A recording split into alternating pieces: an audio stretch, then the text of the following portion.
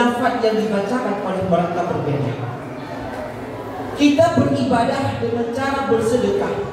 Umat yang non-muslim kadang-kadang lebih banyak mereka bersedekah daripada kita. Kita beribadah dengan haji ataupun umrah, mereka juga ada.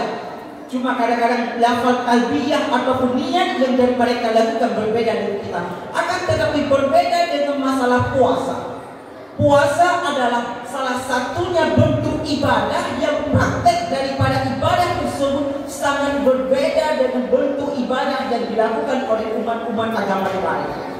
Maka dapat kita garis bawahi yang bahwasanya salah satunya pembeda yang sangat menonjol antara dia umat muslim dengan bukan umat muslim, khususnya pada bulan Ramadan adalah ada melakukannya puasa pada siang harinya. Masyarakat muslimin sedang jamaah isya dan tarawih yang dimuliakan oleh Allah Subhanahu wa taala. Kemudian sama-sama kita ketahui yang bahwasanya pada malam ini adalah kita memperingati daripada malam nuzulul Quran.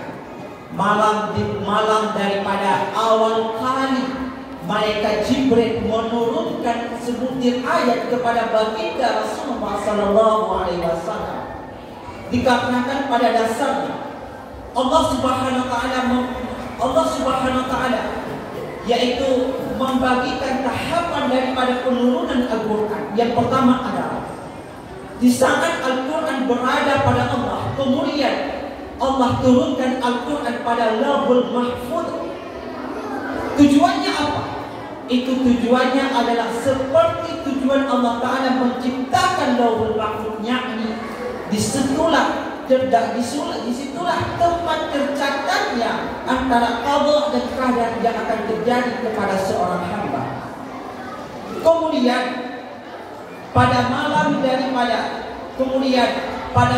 kemudian sesudah diturunkan daripada Lauhul Mahfuz, diturunkanlah Al-Quran kepada Baitul Izzah, yang kadang-kadang ada yang mengatakan pada malam 17 Ramadan, ada juga yang mengatakan 24 Ramadan, itu tergantung. Ataupun pada ayat yang lain Allah Ta'ala mengatakan Lailatul Qadri, dan Allah katakan yang bahwasanya Allah Ta'ala akan turunkan Al-Quran pada malam Lailatul Qadar, yaitu Allah turunkan Al-Quran mulai daripada Lauhul Mahfuz kepada Baitul Izzah, satu tempat yang bahasa lain dikatakan adalah sama dunia, langit daripada dunia, satu tempat yang menjadi kiblat daripada malaikat. Timbul pertanyaannya, Allah Ta'ala di saat menurunkan Al-Quran daripada Lauhul Mahfuz, kenapa tidak langsung kepada baginda Rasulullah SAW? Kenapa harus bersinggah di Baitul Izzah atau Sama'ud Dunia? Jawabannya adalah Allah Ta'ala ingin menunjukkan kepada para malaikat, wahai para malaikat, inilah satu keistimewaan yang akan kuberikan kepada anak Adam, yang akan aku berikan kepada umat Muhammad sallallahu alaihi wasallam. Dikarenakan pada saat itu Baitul Izzah menjadi kepada kiblat daripada para malaikat untuk beribadah kepada Allah. Kemudian daripada Baitul Izzah lah satu persatu ayat demi daripada peristiwa yang terjadi, demi daripada asbabun nuzul yang terjadi pada baginda Rasulullah, maka diturunkanlah satu persatu ayat kepada baginda Rasulullah sallallahu alaihi wasallam melalui malaikat Jibril. Para hadirin sedang jamaah isya, dan insyaallah kita jalani salat tarawih secara berjamaah. Lantas kenapa Allah turunkan satu persatu ayat, bukan sekaligus satu Al-Quran kepada baginda Rasulullah? Antara keistimewaannya, di antara penyebabnya adalah yang pertama, Allah Ta'ala ingin menunjukkan begitu mulianya Al-Quran. Tidak boleh yaitu diturunkan sembarangan. Begitu agungnya Al-Quran, cuma orang-orang yang tertentu yang bisa memperoleh hikmah daripada Al-Quran. Yang kedua adalah dikarenakan pada saat itu umat muslim tengah dalam kotak kacir.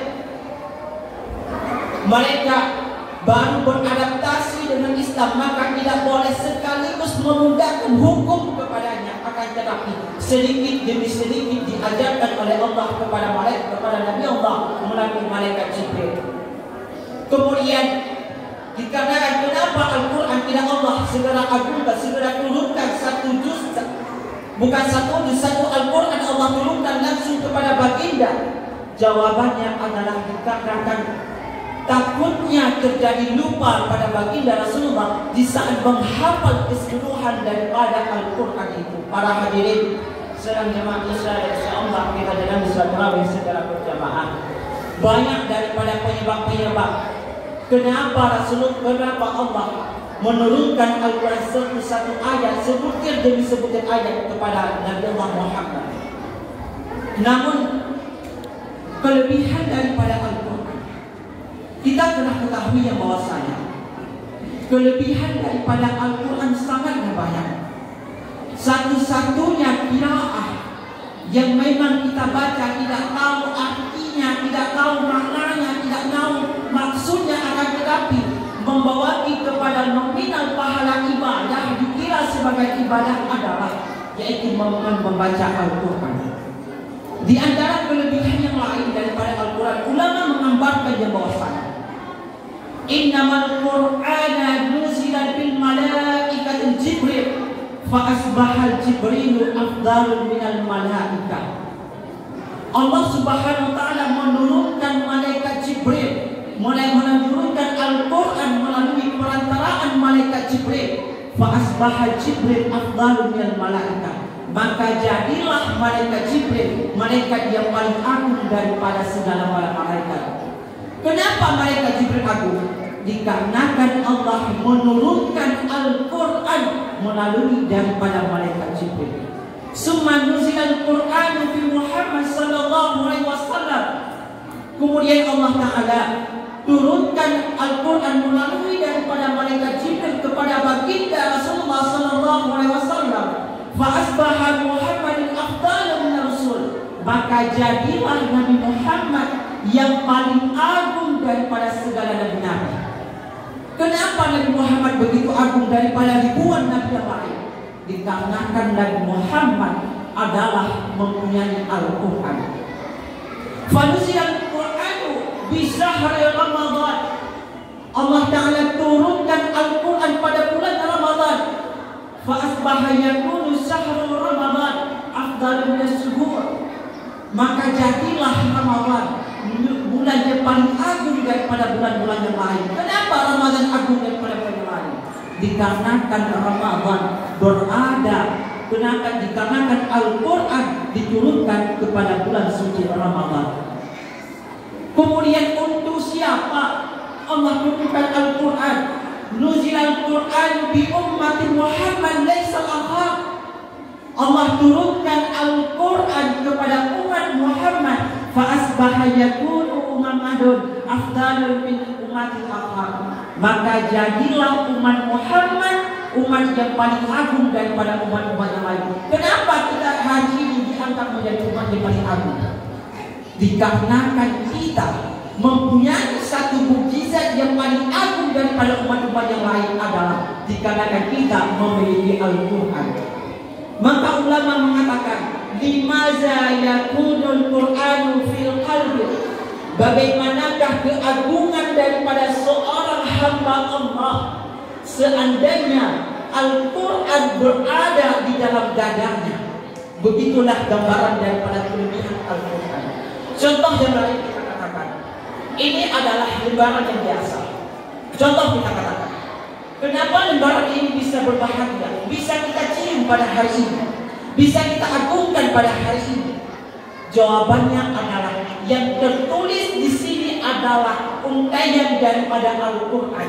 Apa bedanya daripada tulisan-tulisan ini? Coba kita bayangkan.